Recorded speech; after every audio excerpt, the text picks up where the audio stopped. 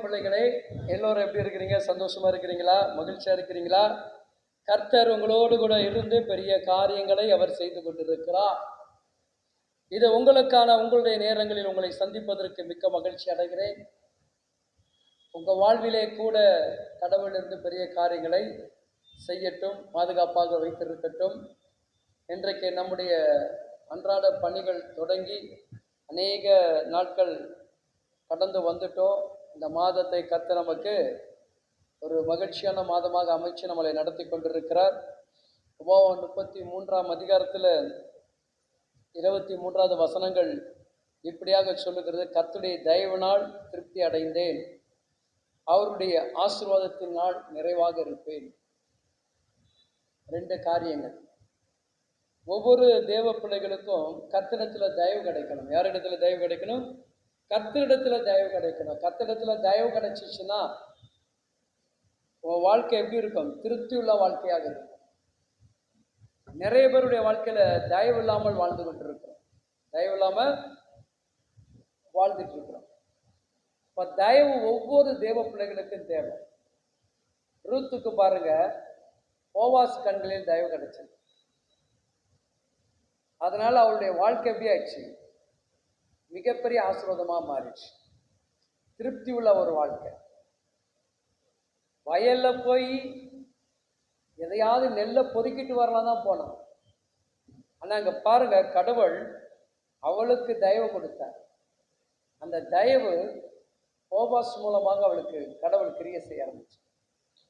இப்போ என்ன ஆண்டவர் நினைச்சிட்டாருன்னா, என் மேல அன்பு வச்சுட்டாருன்னா, அவர் என்ன பண்ணுவாருங்க, எங்கேயாவது ஒரு இடத்துல எனக்கு தயவு கட்டளையிடுவார். ஆமென் சொல்லுங்க. இன்னைக்கு உங்களுக்கு அப்படிதான் கடவுள் கிரியை செய்வார். சந்தோஷமாக தேவ பிள்ளைகளே, நீங்க காலையில எழுந்த உடனே ரொம்ப மகிழ்ச்சியா கடவுளை துதிக்க ஆரம்பிச்சிருங்க.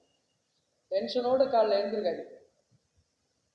என்னடா பண்ண போறோம், என்னடா காலை இதாச்சு, ஐயோ விடியாம இருந்தா நல்லா இருக்குமே, இதெல்லாம் சிந்திக்காதீங்க. அப்படியே ஆக்டிவிட்டியா சும்மா சுறுசுறுப்பா அப்படியே சொல்லி கடக்கடன்னு உங்க பணிகளை நீங்க செஞ்சு பாருங்களேன்.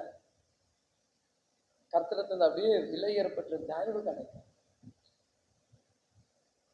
எழுச்சோமா, பல்ல வளர்க்கணுமா, ஒரு குழியில போட்டோமா, முனங்களை படியிட்டோமா, பைபிளை வாசித்தோமா, ஜெபிச்சோமா, அப்படியே அவர்கிட்ட தயவு கிருபையை பெற்றோமா, அந்த நாள் முழுவதும் நீங்க பாருங்க, மிகவும் நிறைவுள்ள நாளாக இருக்கும். மிகவும் நிறைவுடைய நாட்களாக இருக்கும். அப்போ நெல் பொறுக்க போனவர்களுக்கு கடவுளுடைய கண்களுக்கு கிருபை கிடைச்சது. இப்போ போவாஸ் என்ன பண்றாங்க, அவள் நீங்க என்ன பண்ணுங்க, அவள் நெல் எடுக்கிறபடி நீங்க என்ன பண்ணுங்க, உங்க கதிரை என்ன பண்ணுங்க, கொஞ்சம் சதுர விட்டுட்டு போங்கன்றான். எந்த எஜமானுங்க சொல்லுவான்? ஒரு நெல்லு கூட என்ன பண்ண கீழே விழக்கூடாது. ஒழுங்கா எல்லாத்தையும் சரி பண்ணிட்டு என்ன பண்ண, கொண்டு வந்து வண்டியில ஏத்துங்கன்னு சொல்லுவான் இல்லையா? நம்ம அப்படிதானே செய்வோம்.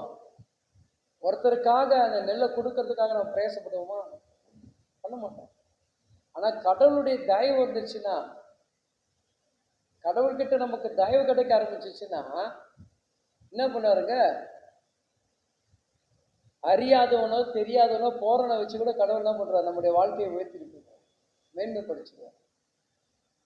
அப்படிதான் பரிசுத்த தேவன் நம்ம நடத்துவார். தெரியுங்களா உங்களுக்கு? அநேக தேவ பிள்ளைகள் அதை அறியணும். தயவு கிடைக்கணும். கடவுள் கண்களில் நமக்கு தயவு கிடைக்கணும்.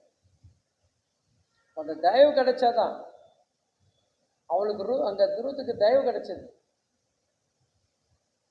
ஒரு எஜமான் சொல்ற அளவுக்கு அந்த இடத்துல அவ கண்களை தயவு கிடைச்சு. ஏன்னா அவகிட்ட என்ன இருந்துச்சு? உண்மை இருந்துச்சு. அவ தனக்கு மட்டும் வாழணும்னு நினைக்கிறாங்க. அங்கதான் நீங்க கவனிக்கணும். தான் மட்டும் வந்து சாப்பிட்டு போன நினைக்கல.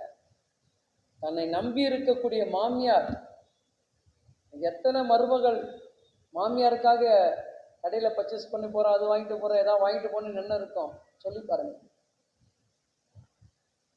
நம்ம அவங்களுக்கு மேல தயவு காமிச்சாதானே கடவுளுடைய தயவு நமக்கு வரும். நீ சக விசுவாசிக்கு தயவு செஞ்சாதான் தேவனிடத்திலிருந்து உனக்கு தயவு கிடைக்கும். நீ சபைக்கு தயவு பண்ணதானே தேவனிடத்திலிருந்து உனக்கு தயவு கிடைக்கும். நீங்க ஊழியருக்கு தயவு பண்ணதானே கடவுளிடத்திலிருந்து உங்களுக்கு தயவு கிடைக்கும். எல்லாம் பாசிட்டிவ் தான். நீங்க செய்யதான் கடவுளிடத்துல தயவு கிடைக்கும். அப்போ அவளுக்கு அங்க தயவு கிடைச்சது. அந்த தயவானது அவளும் அவளுடைய எதிர்காலத்துக்கு உண்டான நன்மையும் ஆசீர்வாதங்களும் நிறைவு கண்டாள், சந்தோஷத்தை கண்டாள், மகிழ்ச்சியை கண்டாள், மன நிறைவாக வாழ்ந்தாள் என்று வேதம் சொல்லுகிறது.